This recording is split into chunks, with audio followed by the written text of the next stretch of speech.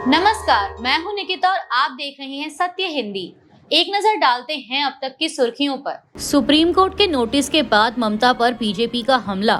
BJP बोली बंगाल में जंगल राज, जवाब दे ममता बनर्जी। ईडी की याचिका पर सुप्रीम कोर्ट द्वारा पश्चिम बंगाल की मुख्यमंत्री ममता बनर्जी को नोटिस जारी करने और ईडी अधिकारियों के खिलाफ दर्ज सभी एफआईआर पर रोक लगाने के बाद सियासी घमासान तेज हो गया है। बीजेपी ने इस पर कड़ी प्रतिक्रिया दी है। बीजेपी नेता गौरव भाटिया ने कहा कि सुप्रीम कोर्ट ने सभी एफआईआर पर रोक लगा दी है और सवाल उठाया कि पश्चिम बंगाल में कैसा जंगल राज चल रहा है, जिसका जवाब ममता बनर्जी को देना चाहिए। उन्होंने कहा कि टीएमसी ने हाईकोर्ट में एक याचिका दायर की थी। 9 जनवरी को सुनवाई होने से पहले टीएमसी के लीगल सेल ने व्हाट्सएप मैसेज भेजा और कहा कि सभी लोग हाईकोर्ट पहुंचे। सुप्रीम कोर्ट ने इसका संज्ञान लिया है। ममता बनर्जी जंगल राज का प्रतीक हैं। वहीं बीजेपी नेता दिलीप घोष ने कहा कि ईडी की कार्रवाई में दखल देना किसी मुख्यमंत्री को शोभा नहीं देता। सुप्रीम कोर्ट की टिप्पणियों पर टीएमसी का कमेंट करने से इनकार, लेकिन टीएमसी का आरोप है कि चुनाव के समय जानबूझकर छापेमारी की गई। आईपैक रेड मामले में सुप्रीम कोर्ट की टिप्पणियों पर टीएमसी ने कहा कि यह मामला कोर्ट में है और इस पर अभी राजनीतिक टिप्पणी नहीं की जाएगी। टीएमसी नेता कुणाल घोष ने कहा कि यह कानूनी मामला है जो अभी कोर्ट में है। इस स्टेज पर हम इस पर कोई राजनीतिक कमेंट नहीं करना चाहते। हमारे सीनियर वकील और शीर्ष नेतृत्व इस पर विचार कर रहे हैं, लेकिन हमारा पक्ष है कि ये मामला 2020 या 21 का है। इतने साल क्या वो सो रहे थे? आज जब बंगाल में चुनाव है तो वो रेड कर रहे हैं। प्रतीक जैन के घर पर उस समय आईपैक के प्रमुख कौन थे? प्रशांत किशोर। आज इसीलिए रेड की जा रही है क्योंकि वो कंपनी हमारी पार्टी के चुनावी अभियान का कंसल्टेंट है और उसके पास हमारी पार्टी के कैंपेन की डिटेल, योजना आदि है। ये डेटा बीजेपी वाले ईडी का दुरुपयोग कर उसे लूटना चाहते थे। इसीलिए हमारी नेता ममता बनर्जी ने टीएमसी की अखिल भारतीय अध्यक्ष होने के नाते अपनी पार्टी के डेटाबेस को बचाने की हर संभव कोशिश की। ईडी की याचिका पर सुप्रीम कोर्ट का बंगाल सरकार को नोटिस।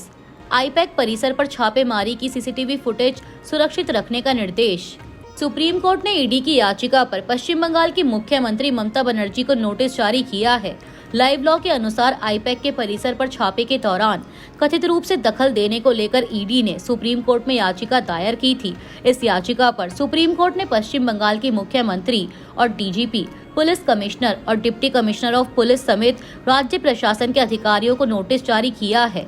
याचिका में आरोप लगाया गया है कि आईपैक के परिसर में जांच के दौरान मुख्यमंत्री और राज्य अधिकारियों ने जबरन दखल दिया और ईडी की जांच में बाधा डाली। लाइव लॉ के अनुसार अदालत ने कहा कि प्रतिवादियों को नोटिस जारी किया जाए, 2 हफ्ते के भीतर काउंटर हलफनामा दाखिल किया जाए। मामले को 3 फरवरी 2026 को सूचीबद्ध किया गया है।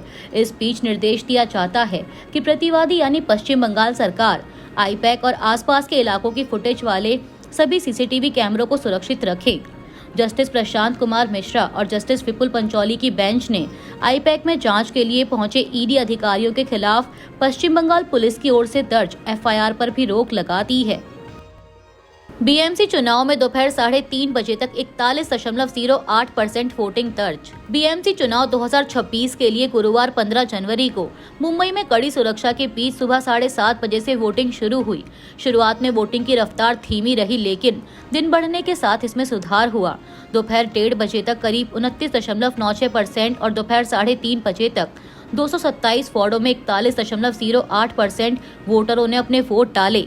मुंबई में 1 करोड़ से ज्यादा पंजीकृत मतदाता हैं।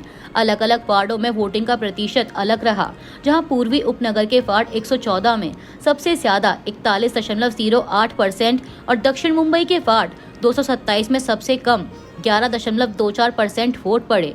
वहीं कल्याण डोंबिवली नगर निगम चुनाव में भी दोपहर बाद तक 40% से अधिक वोटिंग दर्ज की गई। बीएमसी एग्जिट पोल, मुंबई में बीजेपी शिवसेना की बड़ी जीत का अनुमान।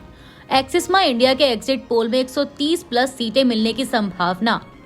बीएमसी के चुनावों को लेकर आए 2 एग्जिट पोल में बीजेपी शिवसेना गठबंधन की बड़ी जीत का अनुमान लगाया गया है। एशिया के सबसे अमीर नगर निकाय माने जाने वाले पीएमसी की 227 सीटों में से इस गठबंधन को 130 से ज्यादा वोट मिलने की संभावना जताई गई है। एक्सिस माय इंडिया ने बीजेपी शिवसेना को 131 से 151 सीटें मिलने का अनुमान दिया है, जबकि जेवीसी एग्जिट पोल ने गठबंधन को 138 वोट मिलने की बात कही है। वहीं उद्धव ठाकरे और राज ठाकरे के गठबंधन को 58 से 68 सीटें मिलने का अनुमान है। कांग्रेस और वंचित बहुजन अघाड़ी गठबंधन को सिर्फ 12 से 16 सीटें मिलने की संभावना बताई गई है। 7 साल बाद हुए इन चुनावों में बदले हुए गठबंधन और मराठी अस्मिता की राजनीति देखने को मिली। बीजेपी ने 137 और शिवसेना ने 90 सीटों पर चुनाव लड़ा था, जबकि अजीत पवार की एनसीपी अकेले मैदान में उतरी है। पुणे नगर निगम चुनाव के पहले चरण में गुरुवार 15 जनवरी की सुबह कुछ जगहों पर ईवीएम में गड़बड़ी की खबरें सामने आईं। एनसीपी शरद पवार गुट के नेता रोहित पवार ने आरोप लगाया कि पुणे और पिंपरी चिंचवाड़ में वोटिंग शुरू होते ही कुछ मशीनें बंद हो गई और कुछ में करीब 15 मिनट का टाइम लैग दिखा। उन्होंने कहा कि कहीं तीसरे उम्मीदवार को वोट देने पर लाइट ब्लिंक कर रही थी, तो कहीं सभी वोट डालने के बाद भी लाइट नहीं जली, जो संदिग्ध है। पीएमसी में 41 वार्डों में 165 सीटों के लिए वोटिंग हुई। हालांकि पीएमसी के अतिरिक्त आयुक्त और चुनाव प्रभारी ओम प्रकाश तिवटे ने बताया कि शुरुआत में 15 से 20 ईवीएम में खराबी आई थी, लेकिन तुरंत दूसरी मशीनें लगाकर वोटिंग बिना रुकावट के जारी रखी गई। उन्होंने यह भी बताया कि स्याही मिटने की कोई शिकायत नहीं मिली है। बीएमसी चुनावों में स्याही की जगह मार्कर पेन का इस्तेमाल, वोटिंग के बाद उंगली से मिट रही स्याही, फर्जी वोटिंग की आशंका। सरकार किसी भी कीमत पर चुनाव जीतना चाहती है, राज ठाकरे का आरोप।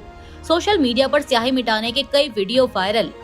सीएम फडणवीस ने चुनाव आयोग से इस मुद्दे की जांच कराने की बात कही। उद्धव ठाकरे ने की राज्य चुनाव आयुक्त के निलंबन की मांग। स्याही मिटाने के आरोपों पर चुनाव आयोग ने दिया जवाब। महाराष्ट्र के 29 नगर निगमों, खासकर भिन्न मुंबई महानगर पालिका यानी पीएमसी के चुनावों में वोटिंग के दौरान एक बड़ा राजनीतिक विवाद खड़ा हो गया। विपक्षी दलों ने आरोप लगाया है कि वोटरों की उंगली पर इंडेलिबल इंक यानी लंबे समय तक ना मिटने वाली स्याही की बजाय मार्कर पेन से निशान लगाया जा रहा है, जिसे आसानी से मिटाया जा सकता है। इससे फर्जी और दोहरी वोटिंग की आशंका जताई जा रही है। तमाम लोगों ने वीडियो जारी कर इसका सबूत भी दिया। इसके अलावा ईवीएम में गड़बड़ी और पैसे बांटने का भी आरोप लगाया गया। शिवसेना यूबीटी प्रमुख उद्धव ठाकरे ने राज्य चुनाव आयोग पर धांधली का आरोप लगाते हुए कहा कि सुबह से मुझे पूरे महाराष्ट्र से कॉल आ रहे हैं कि वोटिंग प्रक्रिया में कई समस्याएं हैं। वोट डालने के बाद लगाई गई स्याही आसानी से उतर रही है। उन्होंने चुनाव आयोग से जवाबदेही मांगते हुए कहा कि चुनाव आयोग पैसे लेकर क्या काम कर रहा है। राजनीतिक कार्यकर्ताओं को आयोग के दफ्तर में बैठना चाहिए ताकि कामकाज देखा जा सके। महाराष्ट्र नवनिर्माण सेना प्रमुख राज ठाकरे ने भी इस मुद्दे पर कड़ा रुख अपनाते हुए कहा कि अब वे स्याही की जगह मार्कर पेन का इस्तेमाल कर रहे हैं। यह बिल्कुल अस्वीकार्य है। ऐसी धांधली वाले चुनावों का कोई मतलब नहीं। मैं नागरिकों से अपील करता हूं कि सतर्क रहें। उन्होंने आगे कहा कि सरकार किसी भी कीमत पर चुनाव जीतना चाहती है, वे कुछ भी करने को तैयार हैं। राज ठाकरे ने नए उपकरणों और यूनिट्स के इस्तेमाल पर भी सवाल उठाए और कहा कि राजनीतिक दलों से कोई सलाह नहीं ली गई। बता दें कि कल्याण से मनसे प्रत्याशी उर्मिला तांबे ने सबसे पहले इस मुद्दे को उठाया था। मुंबई तक के पत्रकारों ने फैक्ट चेक में दिखाया है कि एसीटोन लगाने पर उंगली का निशान गायब हो जाता है। विपक्ष का आरोप है कि राज्य चुनाव आयोग जानबूझकर मार्कर पेन का इस्तेमाल कर सत्ताधारी दल को फायदा पहुंचा रहा है।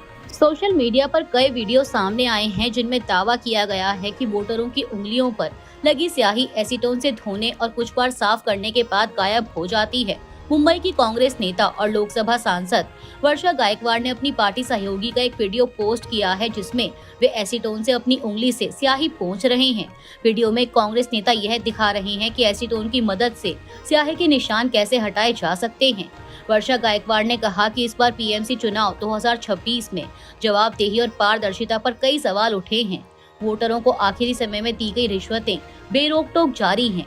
वोटरों के नाम गायब हैं। स्टेट इलेक्शन कमीशन की वेबसाइट क्रैश हो गई, जिससे वोटरों को अपना नाम ढूंढने में परेशानी हुई और स्याही को आसानी से मिटाया जा रहा है। हमारी लोकतांत्रिक प्रक्रिया में जनता का विश्वास हर कीमत पर सुरक्षित रखा जाना चाहिए, लेकिन चुनाव आयोग और पीएमसी को इसकी कोई परवाह नहीं दिखती। शर्मनाक। महाराष्ट्र की पुरंदर सिंचाई योजना पर सियासी घमासान। अजीत पवार ने लगाए 100 करोड़ के घोटाले के आरोप। महाराष्ट्र में 25 साल पुरानी पुरंदर लिफ्ट सिंचाई योजना को लेकर सियासी विवाद तेज हो गया है। उप मुख्यमंत्री अजीत पवार ने आरोप लगाया है कि 1999 में भाजपा शिवसेना सरकार के दौरान इस प्रोजेक्ट की लागत 220 करोड़ की जगह 330 करोड़ दिखाई गई थी, ताकि करीब 100 करोड़ रुपए पार्टी फंड और 10 करोड़ रुपए अधिकारियों के लिए जोड़े जा सके। उन्होंने कहा कि फाइल उनके पास आई थी और उन्होंने इसे खारिज कर दिया था। बता दें कि महाराष्ट्र में तब 1995 से 1999 तक भाजपा शिवसेना की सरकार थी और उस समय सिंचाई मंत्री एकनाथ खड़से थे। खड़से ने अजीत पवार के आरोपों का सीधा खंडन किया। उन्होंने कहा कि अजीत पवार खुद सिंचाई विभाग में भ्रष्टाचार के आरोपों का सामना कर रहे हैं, इसलिए वो जनता का ध्यान भटकाने के लिए ऐसी बातें कर रहे हैं। बीजेपी नेता चंद्रशेखर बावनकुले ने भी आरोपों को झूठा बताया और सवाल उठाया कि अजीत पवार ने यह बात 25 साल तक क्यों नहीं उठाई। इस मुद्दे से महायुति सरकार में तनाव बढ़ गया है। ईरान संकट में नरमी के संकेत, हवाई क्षेत्र खुला। ट्रंप ने रजा पहलवी के समर्थन पर जताया संदेह। ईरान में जारी अशांति के बीच अब हालात में कुछ नरमी के संकेत दिख रहे हैं। ईरान ने अपना हवाई क्षेत्र दोबारा खोल दिया है और अमेरिकी राष्ट्रपति डोनाल्ड ट्रंप ने कहा है कि उन्हें अच्छे स्रोतों से जानकारी मिली है कि प्रदर्शनकारियों की हत्याएं रुक गई हैं और किसी को फांसी देने की योजना नहीं है। ट्रंप ने पहले कड़ी कार्रवाई की चेतावनी दी थी, लेकिन अब कहा है कि वे स्थिति पर नजर रखेंगे। उन्होंने ईरान के पूर्व शाह के बेटे रजा पहलवी के समर्थन आधार पर भी संदेह जताया। ट्रंप ने ईरान के पूर्व शाह के बेटे रजा पहलवी, जो अमेरिका में रह रहे हैं, के बारे में कहा कि वे बहुत अच्छे शख्स हैं, लेकिन ईरान के अंदर उनके समर्थन जुटाने की क्षमता पर संदेह जताया। ट्रंप ने रॉयटर्स को दिए इंटरव्यू में कहा कि विपक्षी गुट पटे हुए हैं और पहलवी को ईरान में मजबूत आधार मिलना मुश्किल लगता है। पहलवी ने प्रदर्शनकारियों का समर्थन किया है और ट्रंप से हस्तक्षेप की मांग की है, लेकिन ट्रंप ने अभी तक उन्हें पूरा समर्थन नहीं दिया।